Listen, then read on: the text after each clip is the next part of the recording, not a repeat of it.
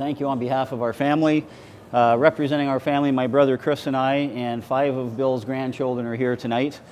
You know, there were a lot of facts that I could probably spew out about the accomplishments that our father had, but I thought I would just give a couple of quick anecdotes about things that went on at the time he played, which kind of demonstrate how different basketball was at that time. So when he graduated from high school, Bill was shooting a one-handed shot, which was very unusual at that time. The shot of the day was the two-hander. That's what everybody shot. That's what the coaches wanted him to shoot.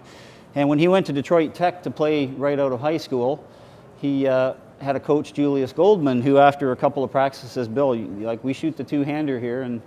And he went to him and said, Coach, I can't shoot a two-hander. I can shoot a one-hander. And he had practiced that one-hander to the point that he was deadly. I don't know who would have taught him that because there weren't many people shooting one-handers. But so he had Coach Goldman invited him to a private practice session one evening and said, you need to prove to me that you can shoot a one-hander better than anybody else can shoot a two. So after about an hour, he did that. And at the next day at practice, Coach Goldman said, Bill can shoot a one-hander. Everybody else has to still shoot a two-hander. So that kind of freed him up to be able to play the game his way. He ended up becoming an all-state, first-team all-state at Detroit Tech for the 2 years that he was there. So you know, I think about that and who shoots a two-hander today. The game was just very different. When he ultimately ended up playing for the Olympic team, which was the nucleus of that team was the Tillsonburg Livingstons, which is a whole other story. He talks about one of the games that they played against Argentina. Now, they had won their first 3 preliminary games and got knocked out of the quarterfinals by losing a game by 2 points to Brazil and by 1 point to Argentina. And in the Argentina game, they were down 2. There was not much time left, and he said that he was fortunate enough to be able to steal the ball on a pass, and he was headed down the court for a layup when he effectively got tackled as he was trying to shoot the ball.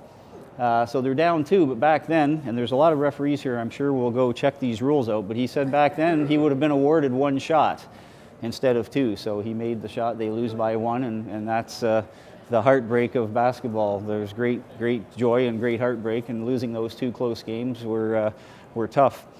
I'd like to just acknowledge Jerry Livingston, who set up a team in Tillsonburg, Ontario in the 40s, and back then a senior team that won the national championships had the right to represent the country in the Olympics if it was an Olympic year.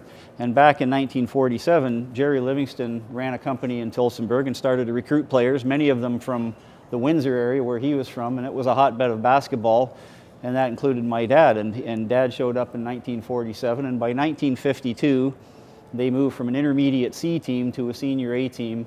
They were good enough to win the championships that year and represented the town and the country, of course, in Helsinki, and left a wonderful legacy for the town of Tillsonburg. So anyway, once again, thank you so much for this honor. He would be very pleased with this, and thank you.